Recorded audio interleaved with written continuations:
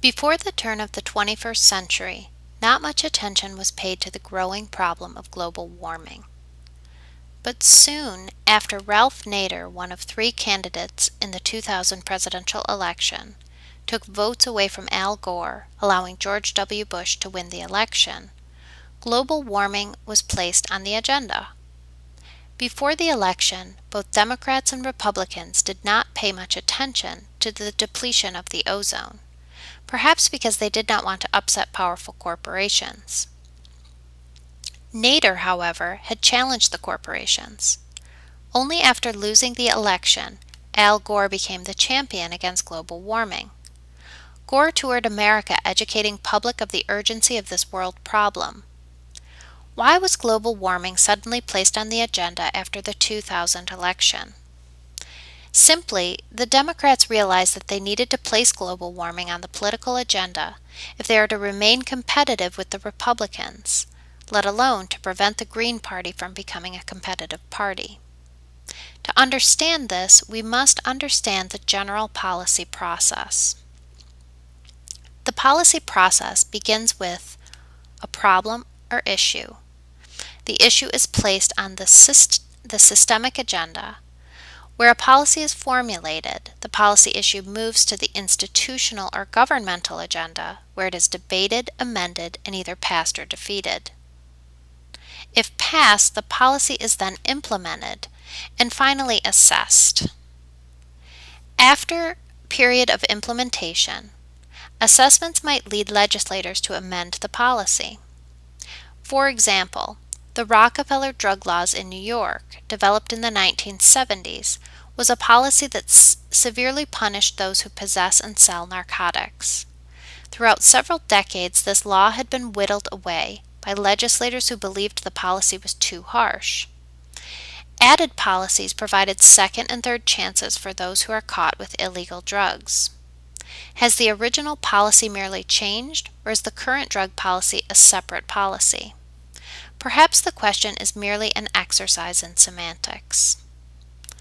Problems that become a part of the policy process have two components. The first, there must be a condition that is not inconsistent with some public standard or social value. For example, for years, few paid attention to the extinction of some species of animals. Extinction of these species was seen as the natural result of industrial progress. In the first part of the 20th century, people placed great value on such progress, usually at the expense of the environment, wildlife, and laborers. Public values, however, changed, most likely because of conservationists like Rachel Carlson, and now protecting animals have become a serious concern. Second, the problem must have a feasible solution. There's an old saying that states, "Everybody is always talking about the weather, but no one is doing anything about it." The joke is that no one can do anything about it. Sometimes the solution to a problem is impossible, too costly, or undesirable. Consider the following example. Technology today can prevent car accidents through a GPS system, which prevents cars from colliding. A computer could adjust the speed of a car to avoid hitting other cars. Although such technology exists, the cost of implementation is too high, considering the tens of millions of cars that must undergo enhancements. Some policies are undesirable, perhaps because the public is not ready for drastic changes. Consider paper money. It has two problems. First, it is expensive to print. The average dollar bill has a life expectancy of less than 2 years. Dollar bills must be continuously printed and destroyed by the state. Second, many crimes involve currency, which cannot be easily traced, unlike credit and debit cards. To reduce crime such as robberies, muggings, illegal drugs, selling of stolen goods, tax evasion, paper money can be replaced with debit cards. The government would know everyone's actual income, where they spend their money, all exchanges and monetary gifts, etc. A mugger can steal a watch and wear it or sell it, but it has no use for a stolen debit card, since one can only use the card if he knows the PIN number and purchases can be easily traced. Certainly, eliminating paper currency will cut down on crime, but the public may find it undesirable for the government to know their spending habits and under-the-table earnings, although people seem not to have a problem with the credit card corporations having the same information. Eliminating paper money is not a feasible solution to curb crime and tax evasion, simply because many people are not ready to take going paperless to an extreme. Once the issue is recognized as a problem, it is placed on the agenda. Roger W. Cobb and Charles D. Elder divided policy agenda into two stages. First, systemic agenda, and second, the institutional agenda or governmental agenda. Systemic agendas involve problems or concerns discussed by the part of the public who are adversely affected. For example, the LGBT community might be vocal about making same-sex marriage legal. If discussion of the problem is successful in the systemic agenda, it is placed on the institutional agenda, where the government considers a solution for the problem. Many issues on the institutional agenda do not come from the systemic agenda. That is, many of the issues considered by government do not originate from the people.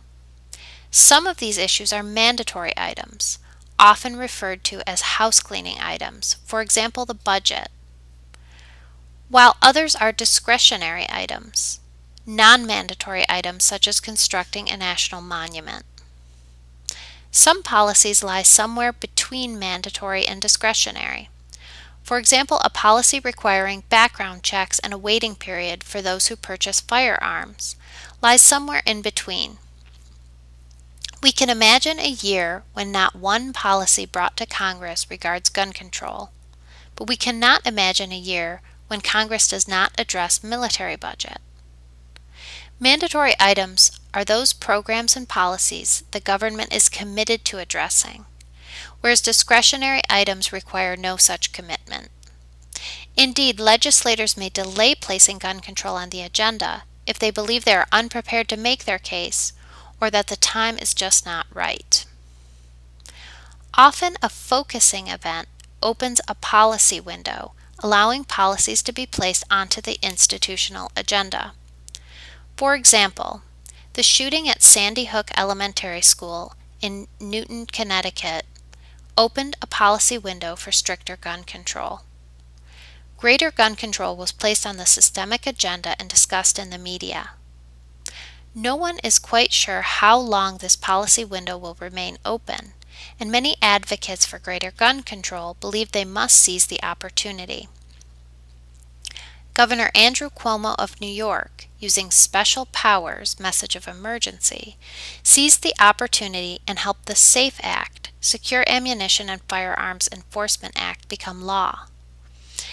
Here, there are three ingredients flowing together through the policy window: an emphasis on a problem stream, guns used as offensive weapons; the policy proposal stream, many such proposals have already been considered but have never made it onto the institutional agenda; and a political stream, a coalition of politicians who fight for stricter gun laws, perhaps stemming from the passage of the Brady Bill. A bureaucrat may become an expert in a particular area and recognize the need for a problem to be solved. He may involve himself in the development and advocacy of a policy. For example, a bureaucrat who works for the Department of Transportation might realize that traffic can be reduced by encouraging people to use bicycles. He recognizes that people do not use bicycles because there are too many cars on the road. He might notice that locomotives are not used nearly as much as they were 50 years ago.